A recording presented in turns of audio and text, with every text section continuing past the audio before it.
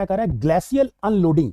Glacial unloading का सर्वाधिक खतरा किस स्थान पर है, where is the greatest risk of glacier unloading. इसको सुन लीजिए ध्यान से, क्या है देखिए, होता क्या है ना कि मान लेते हैं कि कोई ऐसा भूभाग है जिस पर ग्लेशियर्स भी दो प्रकार के होते हैं, या तो किसी पर्वतीय भाग में आपको ग्लेशियर्स मिलेंगे जिसको आप माउंटेन ग्लेशियर्स के नाम से जानते हैं, जैसे कि आपके हिमालय के रीजन में, और एक होता है कॉन्टिनेंटल ग्लेशियर जिसको कहते हैं महाद्वीपीय ग्लेशियर, जैसे कि ग्रीनलैंड में है, साइबेरिया में है, अंटार्कटिका में है। तो हिमालय वाला ग्लेशियर्स की गहराई बहुत ज्यादा नहीं होती है क्योंकि वो पहाड़ों पर है, ढलानों पर है।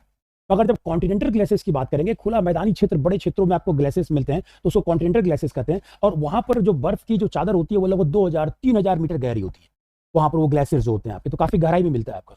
तो अगर ऐसे किसी ग्लेशियर जोन के नीचे का जो स्थल का भाग है, उसके निचले भाग में, उसके आंतरिक भाग में बहुत सारे ऐसे वॉल्केनिक कंडीशंस जनरेट होते हैं, या हो सकता है कि नीचे कोई ज्वालामुखी हो, मगर इतना मोटा ग्लेशियर्स की परत होने के कारण इस पर इतना ज्यादा दबाव बना हुआ है कि वो वॉल्केनो का एरप्शंस नहीं हो पा रहा है, वो ज्वालामुखी का उद्भेदन नहीं हो पा रहा है। मगर जब ये ग्लेशियर्स किन्हीं कारणों से तेजी से पिघलने लगेंगे तो उस स्थल खंड पर क्या होता है आपका, उस प्रेशर कम होती है, और प्रेशर कम होता है तो निचले भाग में, आंतरिक भाग में जो ज्वालामुखी अभी तक चुपचाप बैठा हुआ था, उसको एक आधार मिल जाता है बाहर की तरफ निकलने के लिए, और वो मैग्मा, गैसेस, जलवाष्प और तमाम चीजें जो है वो उसके निकलने की संभावना बन जाती है। अगर वर्ल्ड वाइड बात करें तो अंटार्कटिका, और खासकर अंटार्कटिका का पश्चिमी हिस्सा जो है, वहां पर उन ग्लेशियर्स के नीचे 100 से अधिक, मोर देन 100 से अधिक आपके ज्वालामुखी की स्थिति बनी हुई है। तो यदि अगर अंटार्कटिका में इस प्रकार से तेजी से ग्लेशियर्स पिघलेंगे तो ये तमाम प्रकार के ज्वालामुखी जो है वो प्रकट होने शुरू हो जाएंगे, और ये घटनाक्रम जिसमें ये ग्लेशियर्स पिघलते हैं, तो इसी को क्या कहा गया है, ग्लेशियर अनलोडिंग। अनलोडिंग मतलब कैसे कहते हैं, ट्रकों से सामान को उतारना, अनलोडिंग करना। तो ये ग्लेशियर्स का हटना